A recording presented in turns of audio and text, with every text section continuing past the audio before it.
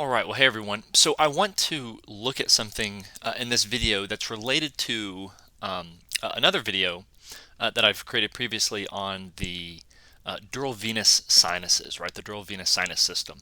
So in that video, if you haven't watched that one, maybe go watch that one first. In that one, I go over basically what is a dural venous sinus, where are they located in the brain, and we're looking at it from kind of a zoomed out external superficial view, right? And we're just looking down into the cranial cavity, looking at some of those veins and associated structures and those sinuses, right?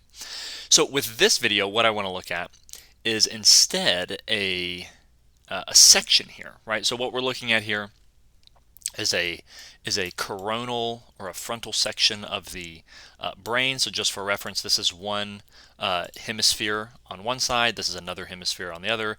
This is the longitudinal fissure that would be going down. And what we can see here is when we're looking at this section, we can see a couple of things, right? So one, we can see cerebral tissue, right? So here we have white matter and we have gray matter. And then we know that surrounding the brain we have our meninges, right? So most superficial and external, right? We have our dura, and I'll come back to these two different dural layers here, but for now know just the dura, and it dives down deep into the brain, right? So into that longitudinal fissure. We have our arachnoid mater, right? So all of this tissue all in here, we have all of our arachnoid mater. So dura, most superficial, arachnoid in the middle, and then on the surface of the cerebrum, right, on the surface of the brain, we have our pia mater that we see highlighted in blue here, right? So all of this is pia mater, right? Now the dura in gross dissection, you can very easily peel it off, right? You cut it, you remove it. It's very noticeable. It's very distinct. It's very thick, right? So that term dura means tough, right? So this outer layer here, that's the dura, right? The arachnoid, right? All that we see here, along with these arachnoid trabeculae, right? So this here and then this here. This is also easily identifiable in a cadaveric specimen, right? In a donor. You can see that pretty easily. You can kind of take the end of scissors or a probe and you can kind of scrape it off.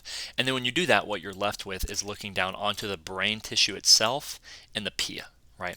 Now, in reality, and in a donor and a cadaver, and in you as a living individual, you can't distinguish between the brain tissue and the pia, right? So you can't take the pia and peel it off. Okay, it's directly adhered, very tightly adhered to the cerebral tissue, right? So if we look now and we focus specifically on the dura, okay, so again, just for reference here, what we're looking at, this is our skull, okay, this is our cranium. We have our brain down here, and then we have those meninges. So we saw earlier that there are two layers of dura, okay? Now this is unique to just the dura around the brain and not the dura around the spinal cord, all right?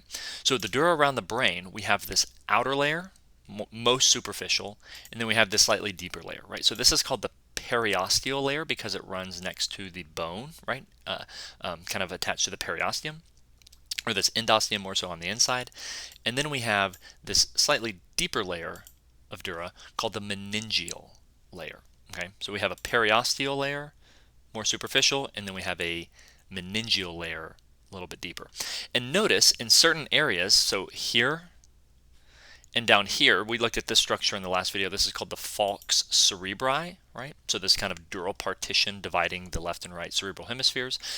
In these areas here, falx cerebri, and over here, you can see that those two layers are closely adhered to each other, right? They're touching. They're functioning as one layer, right? Notice, however, here, I'm just going to kind of circle it with my cursor, so hopefully you can see my cursor here, kind of right here, those two layers separate, right? So we have a periosteal layer here, and then we have a meningeal layer here, and they diverge, and what they create is this opening, right? This opening is the dural venous sinus, okay, that we looked at in the last video. So again, this is a vein. This one in particular, kind of running along the superior aspect, along the median plane of the brain, is the superior sagittal sinus. Okay, and this is formed when you have these two separate divisions of the dura kind of separate, and they create this opening called the dural venous sinus. In this case, specifically, the superior sagittal sinus, right? So you have the superior sagittal, you have the inferior sagittal, you have the straight sinus, you have transverse sinuses and sigmoid sinuses. You have a bunch of different ones, but this is just a general idea of kind of what the anatomy is of that specific sinus, right? Now you can see a couple of other things here, right? Related to these sinuses and a few other things. So one, we see the sinus right here.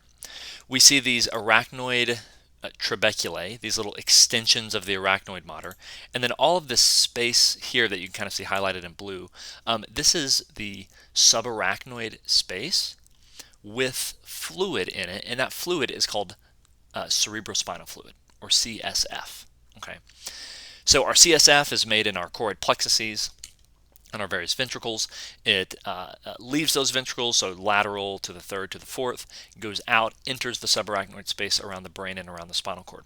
Now, in the brain, we have these extensions that we see right here. You can kind of see another one here, small one here, that are called arachnoid villi. Sometimes you'll see them called arachnoid granulations, right?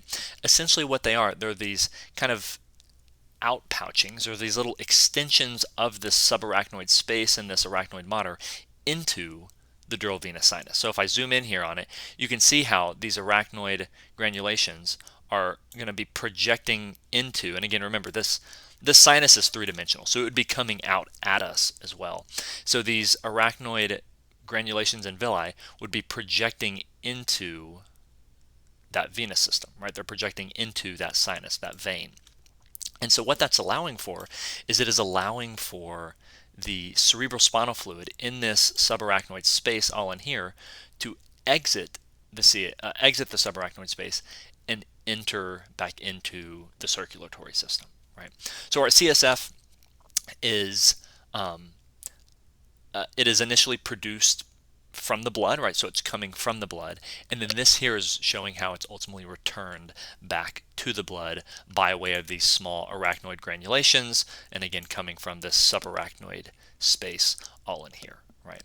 So at any one time we only have maybe a little over 100 milliliters of CSF circulating, but we make far more than that, okay, per day, that is.